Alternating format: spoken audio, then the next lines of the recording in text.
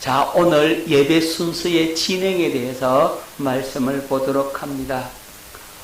형식과 절차에 빠져서 외식과 가식적인 예배가 되어서는 안 됩니다. 어디에 빠져서요? 네, 형식과 절차에 너무 치중한 나머지, 그러니까 외식과 가식적인 예배가 되어서는 안 된다는 겁니다.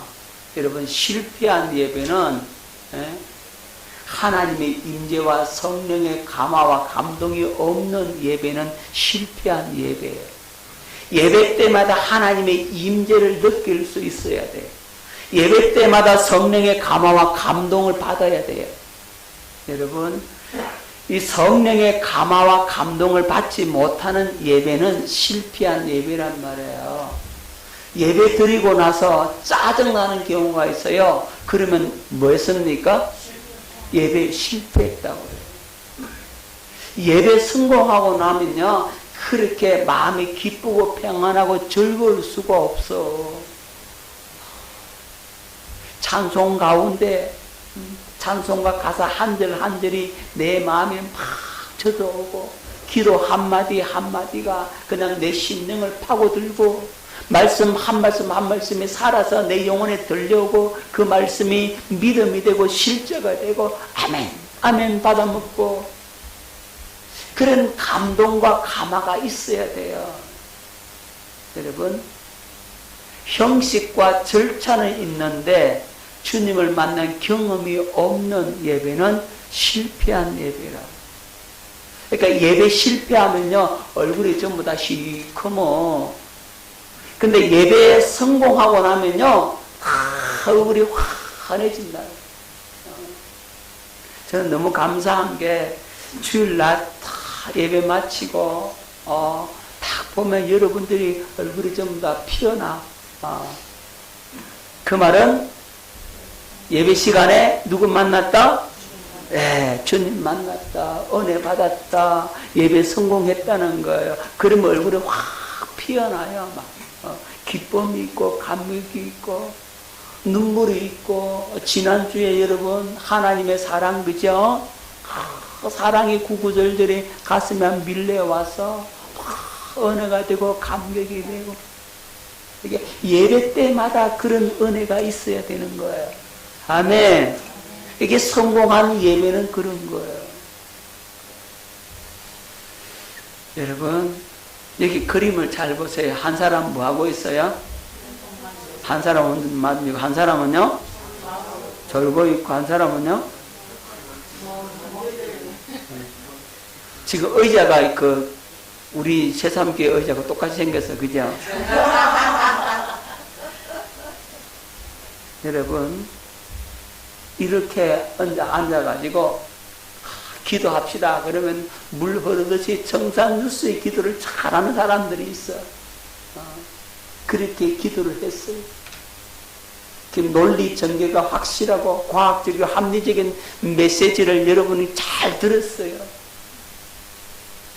화음이 아름답게 어우러진 이 성가대의 찬양이 울려 퍼지고, 수많은 예물의 액수가 나오고, 예배당을 가득면 교인들이 다 있어요.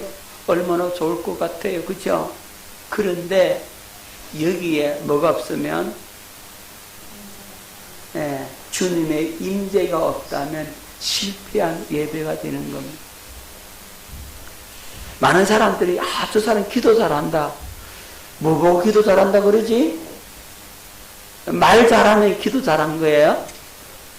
막힘이 없이 줄줄줄 아름다운 용어를 써서, 미사 어구를 써서 그렇게 구구절절히 우리의 마음을, 감성을 갖다가 자극시키는 그런 말로 기도하면 기도 잘한 건가요?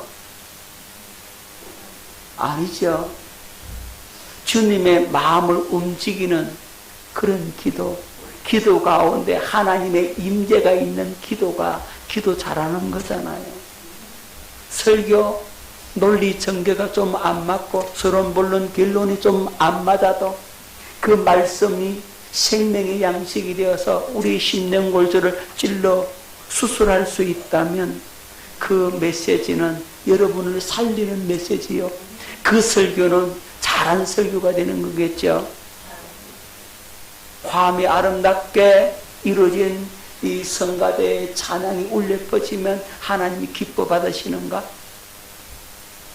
화음은 좀 안 맞아도 그 찬양이 하나님 그 제단에 올려지는 그런 찬양, 주님이 영광을 받으시는 찬양, 주님이 임재의 구름 속에 들어가게 되는 그 찬양, 그 찬양이 하나님께서 받으시는 찬양이 되고 예배가 되지 않겠습니까?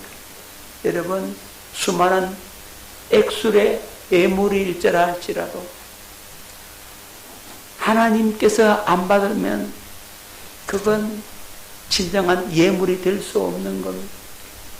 과부의 2렙돈이라 믿음으로 하나님 앞에 드린 거라면, 하나님께서 받아주셨다면 그건 가장 많이 바친 것이 된단 말이에요. 액수가 아니고 믿음입니다. 할렐루야.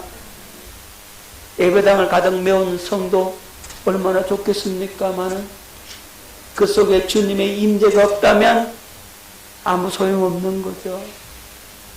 여러분, 2-3 사람이 모였다 할지라도 그 귀에 주님이 살아 역사하시고 주님의 임재가 있고 그 예배를 주님 받으셨다면 그 예배는 성공한 예배가 된단 말이에요.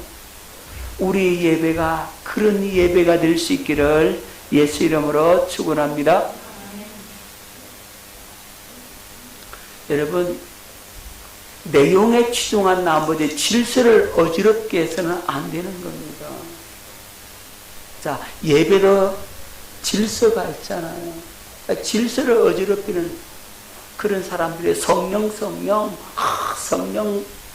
받았다, 성령 충만했다 그러면서 벙벙 뛰면서 질서를 물란케 해서는 안 된다는 겁니다. 방언을 하는데 내가 공식적인 기도를 시켰는데 기도는 안 하고 방언으로 냈다 해버린다면 이건 문제가 있잖아요. 초대교회는 그런 사람들이 많았어요. 요즘은 우리는 안 그렇잖아요. 그죠? 그냥 아무개 집사 기도 인도하세요. 그랬더니 막 기도하다가 그냥 방언으로 그냥 해버렸어요. 그럼 누가 알아듣겠어요? 못 알아듣잖아요. 그렇게 하면 안 된다는 거예요. 계시 받았으니까 목사님 잠깐 비키시오. 내가 기도하는데 계시 받았어. 내가 그 계시를 전달해야 됩니다. 이러면 곤란한 거라고. 여러분, 예배가 흘러가는 방향을 무시한 채 혼자만 잘났다고 떠들어내는 것도 문제가 되는 거예요. 영적인 흐름이 있는 거예요. 일반 예배 때는 그런 경우가 잘 없지만 어떤 부흥회를 한다든지 특별 집회를 할 경우에는 그 예배의 흐름을 방해할 때가 많다. 자, 또 나 예언 받았으니까 내가 나가서 예언을 하겠습니다 하고 와서 그냥 예언을 해대버리면 뭐 하는 거다고? 질서를 물란케 하는 일입니다. 여러분, 지금은 이렇게 형식이 있고 틀이 있어가지고 이 틀 형식에 의해서 흘러가지만 초대교회는 안 이랬단 말이에요. 그냥 중구난방으로 그냥 막 방언해대버리고, 야, 내 계시 받았으니까 오늘 설교 내가 한다. 그러면 안 되잖아요. 그래서 질서를 어지럽히면 안 되고, 이제 질서 가운데 성령이 운행하시는 방향으로 흘러가면 참다운 예배가 된다 하는 사실을 기억할 수 있기를 바랍니다. 자, 정리하자면 그렇습니다. 형식과 틀에 얽매이지 않으면서도 질서를 유지하며 성령의 인도하심에 의해 예배가 진행되면 그 예배는 성공적인 예배가 될 수가 있는 겁니다. 성령께서 누구를 세웁니까? 감독자를 세웁니다.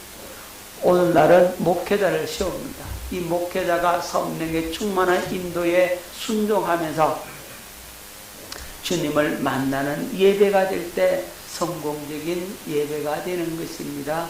할렐루야. 자, 여러분, 찬양, 기도, 설교가 영적인 흐름이 예배의 흐름에 맞아야 되는 겁니다. 자, 중요한 말씀입니다.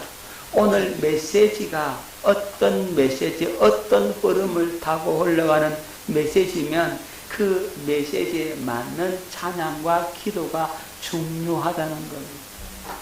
그래서 우리 찬양단들, 우리 장무사는 이번 주에 어떤 찬양을 하나님 앞에 올려드려야 됩니까? 기도하고 하나님으로부터 곡을 받아야 해요. 그리고 그 흐름에 맡길끔 찬양을 하면 그날 예배는 성공할 수가 있는 겁니다.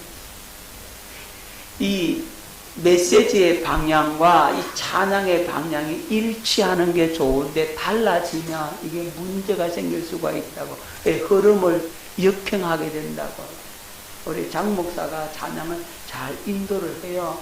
예배에 맞게끔, 주일날 예배에 맞게끔 찬양이 이렇게 잘 흘러나오는 게 얼마나 감사한지 몰라. 그래서 아무나 못하는 거예요, 리더는. 그런 영성이 있어야 그날 하나님께서 주시고자 하시는 그 말씀을 받고 또 그 말씀과 똑같은 영적 흐름의 찬양이 흘러갈 때 그 예배는 성공하기가 쉽다는 거예요. 기도도 마찬가지입니다. 오늘 주님, 내가 어떤 기도를 어떻게 하나님 앞에 올려드려야 합니까? 하나님의 마음에 맞는 기도, 그 예배의 흐름에 맞는 그 기도가 올라가는 것이 중요하고, 이 찬양, 기도, 설교도 마찬가지잖아요. 이 찬양, 기도, 설교가 이 영적 흐름에 다 맞게끔 같이 흘러갈 때 그 예배는 성공적인 예배다라고 말할 수가 있는 겁니다. 누가 주인 되셔야 돼요? 그러니까 성령께서 주인 되시고 성령께서 받으시기 원하시는 그런 예배가 되어야 하는 겁니다. 참 어렵겠죠, 그죠? 그래서 전적으로 누구만 의지해야 됩니까? 주님만 의지해야 됩니다. 여러분, 메시지가 바로 나옵니까? 주님이 메시지를 안 주면 기다려야 되잖아요. 그리고 이번 주에 하나님이 무슨 말씀을 주실지 찬양 인도자가 어떻게 알아요? 모르잖아요. 그러니까 주님께 기도하는 거예요. 아멘. 그 찬송 그렇게 같이 흘러가도록. 저도 제 마음대로 설교하나요? 아니잖아요. 주님께 이번 주에는 무슨 말씀 주시려면 하나님 말씀 주세요. 기도하고 그러면 찬양이 같이 기도 응답에 같이 맞아 떨어져서 그 예배가 진행되거든요. 우리 장 목사 그걸 참 잘해. 내가 크게 칭찬합니다. 우리 획수 집사도 얼마나 잘하는지 몰라. 획수 집사는 오후 찬양에도 별 부담이 없어. 신구약 충만합니다. 그래서 주일 낮에만큼은 장 목사가 인도하는 거예요. 그 영성이 되어야 되거든요. 자, 그렇게 가는 겁니다. 여러분.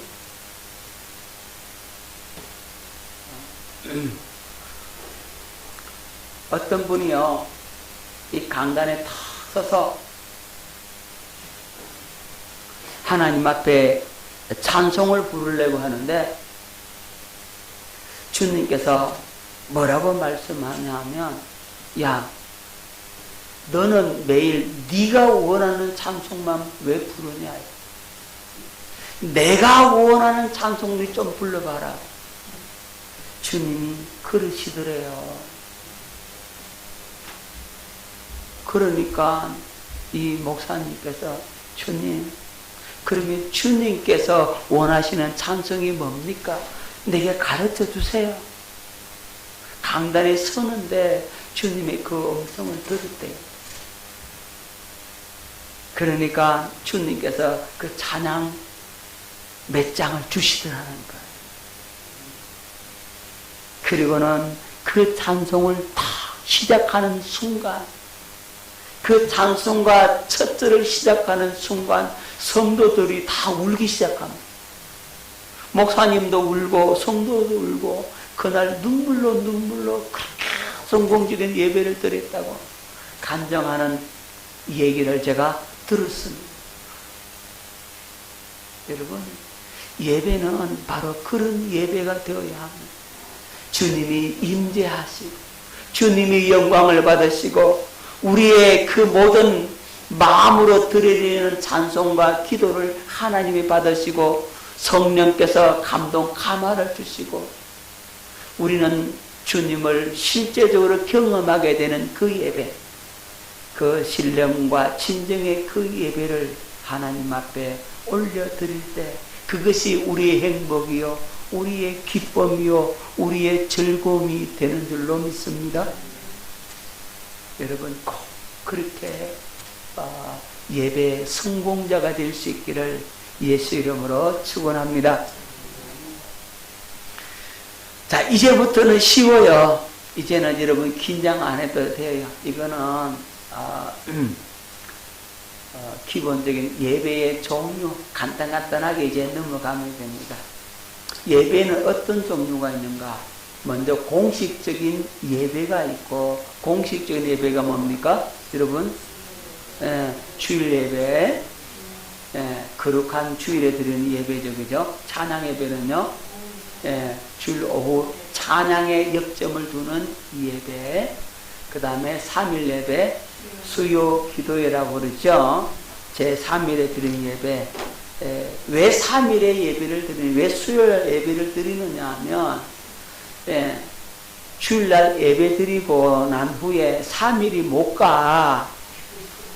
3일 만에 또 넘어진다 이 말이에요. 그래서 수요일날 와서 기도 와서 다시 회복을 시켜주는 거예요. 그래서 제3일 예배라고 하는 거예요. 왜 3일 예배인지 아시겠죠? 수요일날 드리는 예배를 죄의 오염의 방지가 안 되도록, 죄의 오염을 방지하도록 하기 위해서 3일 예배를 드리는 겁니다. 그리고 금요 기도회. 예수님 순환일에 드리는 기도회입니다. 예수님이 언제 돌아가십니까? 금요일. 그래서 예전에는 이 금요 철야 기도에서 철야 10시부터 새벽 5시까지 줄기차게 했더랬어요. 예전에는. 근데 요즘은 그렇게 안 하잖아요. 한두 시간 하고 끝내잖아요. 요즘 시대가 시대인 만큼 그렇게 변했는데, 어쨌든 요즘은 금요 기도회 안 하는 교회도 많아요. 수요 예배, 3일 예배도 없는데도 얼마나 많은지 몰라요. 우리는 꼬박꼬박 이렇게 하나님 앞에 예배를 소중히 여기서 드리는 겁니다. 자, 그 다음에 구역 예배. 이건 뭐냐면 셀 모임을 갖죠. 우리 성도들끼리 구역장을 중심으로 해서 이렇게 모임을 갖는 겁니다. 그 기도회를 하는 겁니다. 이 구역 예배, 구역장이 아주 뛰어나서 구역을 활성화해서 구역 예배를 잘 드리면 교회가 부흥을 하는 원동력이 됩니다. 왜냐하면 교회에 안 오고 자기 현장에서 가정에서 예배를 드리기 때문에 쉽게 다른 사람들이 거기에 참여할 수가 있어요. 그죠? 그래서 우리 구역 모임에 뜨겁게 기도하고 막 구역 모임에 그냥 불이 타올라가지고 막 같이 옆 사람 기도해주고 손 붙들고 기도해주고 기도 제목 나누고 막 그러면은 1시간 뭐 어떡해요 그냥. 시간 가는 줄 모르고 그렇게 하는 거예요. 친교와 전도 목적에서 구역 예배를 드리고, 그 다음에 새벽 기도에, 왜 새벽 기도 드리죠? 누구 본받으려고? 예수님을 본받아 하는 기도회가 바로 새벽 기도입니다. 자, 그 다음에 특별예배. 특별예배는 뭐를 특별예배라고 그럴까요? 특별한 목적을 가지고 드리는 예배입니다. 특별한 감사할 내용이 있거나 일꾼을 뽑을 때 특별 예배를 드리는 거예요. 자, 감사를 드리기 위한 특별 예배는 예배당 봉헌 예배, 기념 감사 예배, 우리 몇 주년이다, 또 몇 주년이다, 뭐 100주년이다, 뭐 그런 기념 감사 예배. 그 다음에 교회 창립 예배. 그 다음에 일꾼을 세우기 위한 예배가 있어요. 일꾼을 세우기 위한 예배가 뭐예요? 예, 임직 및 취임식. 여러분, 임직식은 이제 그 교회에서 처음으로 직분을 받을 때 임직하는 겁니다. 목사 임직식이 있고, 장로 임직식이 있고, 권사, 집사 임직식이 있는 거죠. 그럼 취임이 뭐냐? 다른 교회에서 권사 하다가, 장로님 하다가 본교에 들어왔을 때는 이제 임직이 아니고 취임이 되는 겁니다. 그 다음에 위임식, 목사 위임식, 일꾼을 세우기 위해서. 그 다음에 선교사 파송 예배, 이런 것은 일꾼을 세우기 위한 예배, 특별 예배입니다. 그 다음에 특수 목적을 위한 예배가 있어. 헌신 예배가 있고, 여러분 교사 헌신 예배, 여전도의 남선교의 헌신 예배, 각 부서 기관의 헌신을 위해서 하는 헌신 예배가 있고, 그 다음에 부흥성의 사경의 수련회, 이런 예배가 있습니다. 자, 그 다음에 절기 예배가 있어요. 절기 예배는 신년 감사 예배, 새해를 맞아야 드리는 예배가 우리 신년 감사 예배. 그 다음에 사순절, 예수님의 고난을 기념하죠. 그죠? 이 성의 수요일부터 부활주일 전 40일의 기간을 사순절이라고 합니다. 그 다음에 종려주일 예배, 예수님께서 나귀 새끼를 타시고 예루살렘에 입성하신 날을 기념하여 드리는 예배. 부활주일 예배, 예수님의 부활을 기념하죠. 그 다음에 성령 강림주일, 오순절 성령 강림으로 교회의 탄생을 기념하죠. 그 다음 맥주 감사주일 예배, 보리 추수 감사, 이 전반기 감사예요. 그 다음에 추수 감사 예배는 가을 추수 감사, 후반기 감사. 그 다음에 성탄 감사, 예수님의 성육신을 감사하죠. 그 다음에 기타 절기, 어린이 주일, 어버이 주일, 교사 주일, 종교개혁 주일, 강복절, 3.1절 기념, 이런 그런 예배가 있습니다. 자, 그 다음에 가정 예배가 있죠. 가정 예배는 가정에서 드리는 예배인데, 신방 예배가 있고, 가정의 축복과 문제를 해결하기 위해서 신방 예배를 드리는 거죠. 요즘은 짝 신방 오는 걸 부담스러워 하더라. 성도들이 요즘 그렇더라고. 신방 갈까요? 언제 오지 마세요. 부담스럽습니다. 옛날에는요, 신방 안 와서 시험 들어요. 목사님 왜 신방도 안 하고요? 그러는데요, 요즘 신방 하면 오히려 시험 들어. 시대가 그래 바뀌는 것 같아. 그 다음에 축하 예배, 결혼, 생일, 첫돌, 회갑, 개업, 이사, 건축, 기공, 준공, 이런 예배, 축하 예배를 드리고, 그 다음에 위로 예배가 있어요.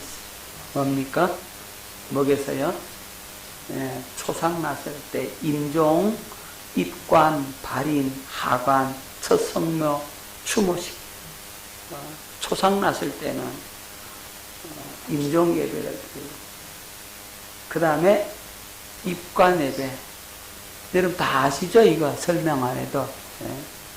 시신을 관에 넣을 때를 입관 예배라고 그러고, 발이는 이제 상여 나갈 때, 발이, 하관은 시신을 어디에 무덤에 안장할 때, 하관. 첫 성묘, 요즘은 첫 성묘를 안 하더라고. 다 화장해 버리고 하니까. 옛날에는 첫 성묘 그랬어요. 사무라고 그랬어요. 5일째 되는 날. 어떤 사무라고 그러고, 사무하고 난 다음에 탈상을 했어요. 옛날에는 그랬다고. 근데 요즘은 장례식 끝나자마자 바로 탈상합니다. 탈상이 또 뭔지 모르죠. 옷 바꿔 입는 거예요. 장례식 때 입었던 옷을 다 벗고, 예, 검은 옷, 또는 흰 옷 입잖아요. 그걸 다 벗는 걸 탈상이라고 그래요. 그 다음에 추모 1주기, 2주기, 이렇게 위로 예배가 있습니다. 이렇게 해서 예배의 종류, 이런 4가지 가정 예배까지 살펴봤습니다. 자, 이런 예배의 종류는 크게 몰라도 상관없는데 예배는 반드시 성공해야 된다 하는 사실을 기억하시고 우리 성공적인 예배 다음 주일날부터 보겠습니다. 얼마나 성공적인 예배를 드리는지 저와 여러분들이 예배에 집중하셔서 예배 잘 드리는 성도, 그래서 신앙이 성공되어지고 인생이 성공되어지는 놀라운 은혜 역사가 있기를 예수 이름으로 축원합니다.